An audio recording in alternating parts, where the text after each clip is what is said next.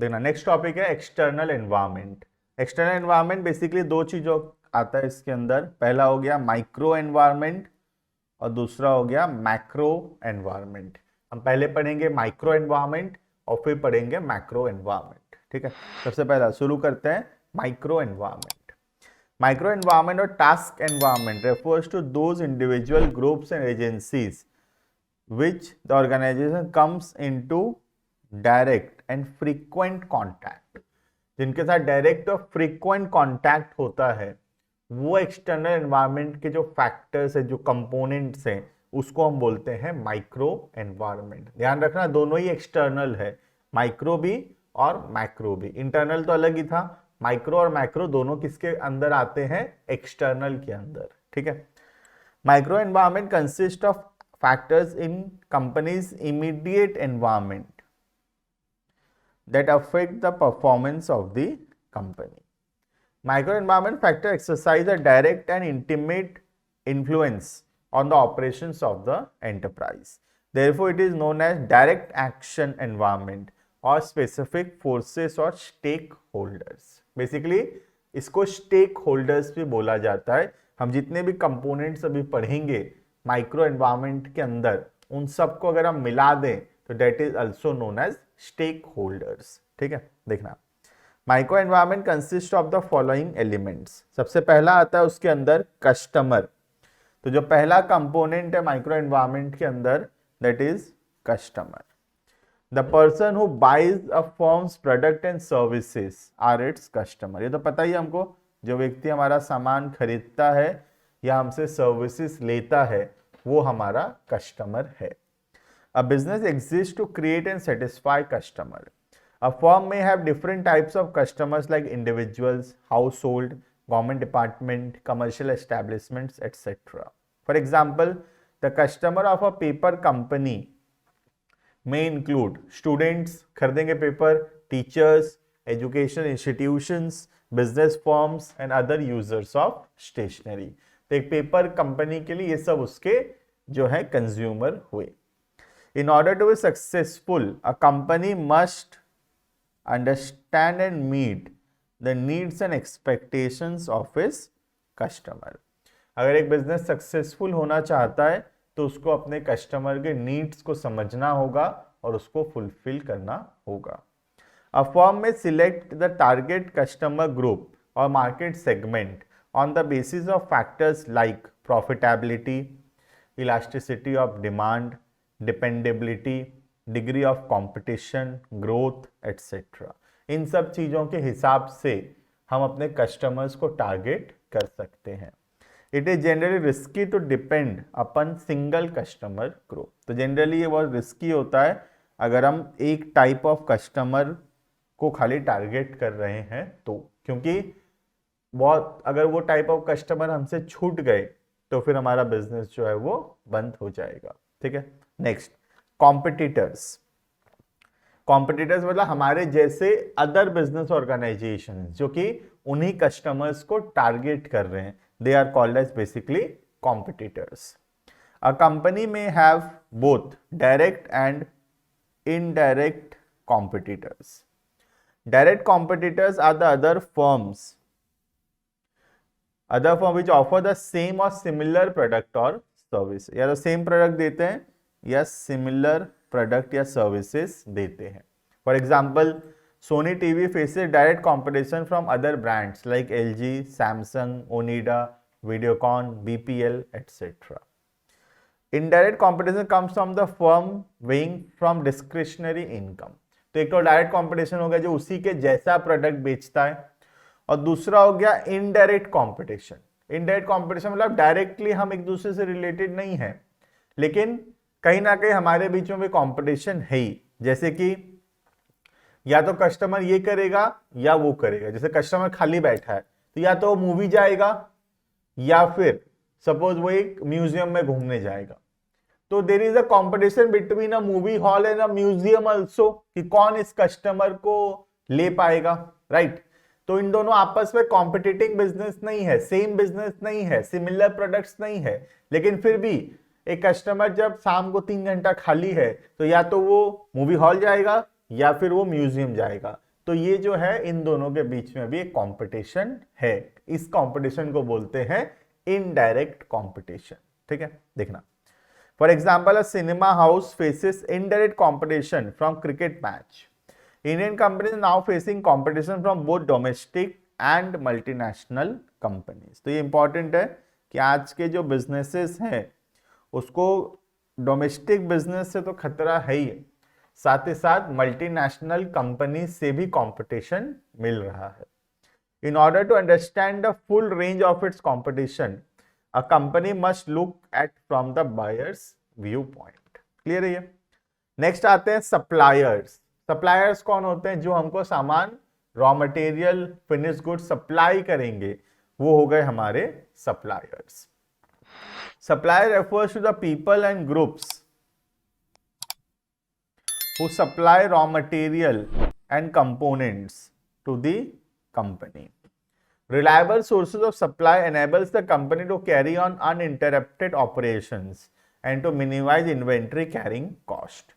अगर हमारे suppliers reliable हैं, हम उन पे भरोसा कर सकते हैं, तो वो आराम से हमको रेगुलरली सामान सप्लाई करते रहेंगे, जिससे हमारा प्रोडक्शन प्रोसेस कभी बंद नहीं होगा और ना ही हमको ज़्यादा इन्वेंट्री मेंटेन करना पड़ेगा, क्योंकि हमारे सप्लायर्स रिलायबल हैं। जब चाहेंगे सप्लायर हमको सप्लाई कर देगा।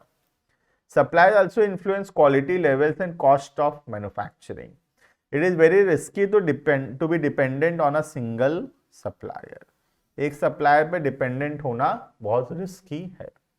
A strike or any other production problem of the supplier may cause interruptions in manufacturing। क्योंकि अगर हम एक के ऊपर डिपेंडेंट हैं, उसको कोई भी प्रकार का प्रॉब्लम होता है तो हमारा प्रोडक्शन जो है वो बंद हो जाएगा।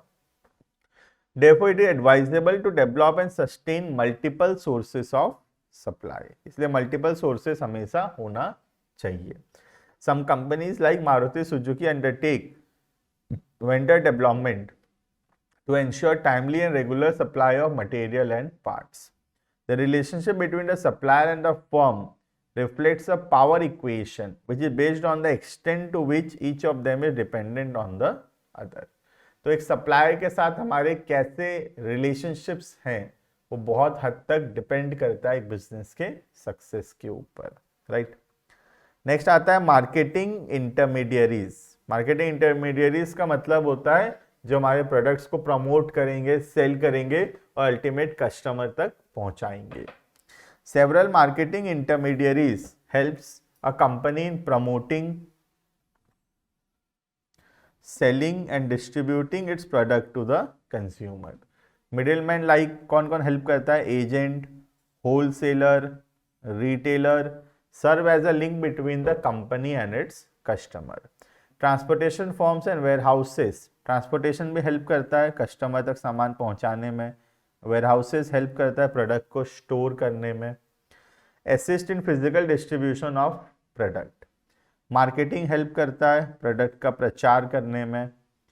Marketing research agency and insurance companies are other types of marketing intermediaries। Countrywide retail distribution network has contributed significantly to the success of companies like Hindustan Unilever, Dabur, etc। Clear है ये? Next, financiers।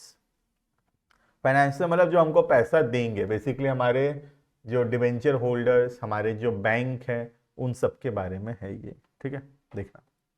The shareholders, financial institutions, debenture holders and banks provide finance to a company.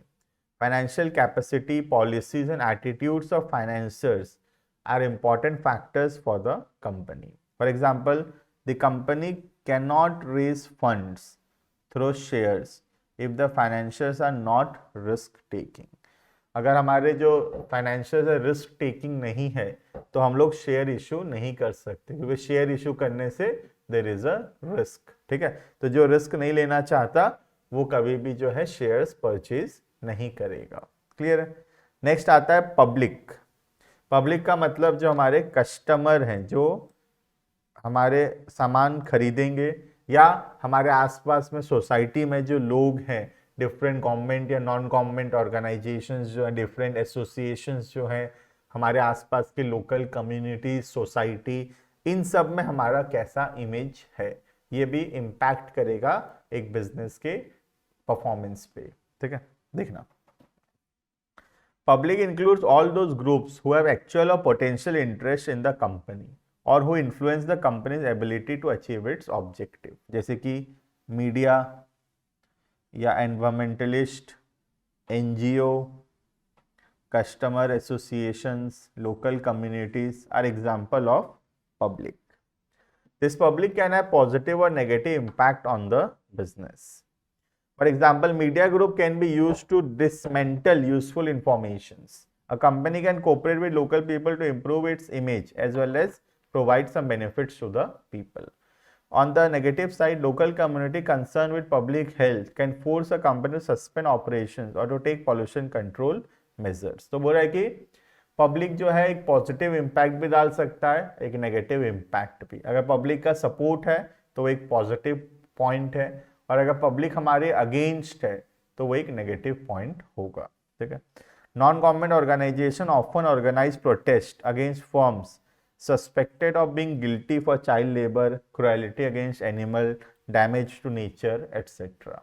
तो जो लोग child labour करवा रहे हैं या फिर एनिमल्स या एनवायरनमेंट के तरफ उनका जो एक्शन से ठीक नहीं है, तो कई सारे जो एसोसिएशंस हैं कंपनी के बारे में नेगेटिव इमेज क्रिएट करेंगे, जो कि बहुत हद तक हमारे कंपनी का जो सक्सेस है उसको इम्पैक्ट करेगा. तो बेसिकली इसका ये वाले पॉइंट का मतलब है कि हमारे जो सोसाइटी है उसमें हमारा कैसा इमेज है, उससे फर्क पड़ेगा कि हमारा बिजनेस कैसा चलेगा. ठीक है. नेक्स्ट, हमारे जो एम्प्लॉयज हैं उनके साथ हमारे कैसे रिलेशनशिप्स हैं. Workers and their unions are an important component of microenvironment. A firm's relation with its worker and trade unions have a significant impact on its functioning and performance. Companies' work environment and industrial relation system must be conducive to efficient functioning. Clear है? तो company के अंदर जो work environment है वो ऐसा होना चाहिए जो ठीक से काम कर सके, जो एक अच्छा रिलेशनशिप एस्टैब्लिश कर सके अपने वर्कर्स और ट्रेड यूनियंस के साथ. क्योंकि अगर वर्कर और ट्रेड यूनियंस का सपोर्ट नहीं होगा तो एक ऑर्गेनाइजेशन कभी भी सक्सीड नहीं करेगा. क्लियर है? This is all about the micro environment and the components in the micro environment. ठीक है. नेक्स्ट क्लासेस में हम देखेंगे जो हमारा नेक्स्ट टॉपिक है वो है मैक्रो एनवायरनमेंट, जो कि किसके अंदर आता है, एक्सटर्नल एनवायरनमेंट के अंदर ही आता है. दो फैक्टर्स है, एक है माइक्रो और दूसरा है मैक्रो. माइक्रो हम ऑलरेडी पढ़ लिए, ये जो टॉपिक है ये है अबाउट मैक्रो एनवायरनमेंट. क्लियर है ये?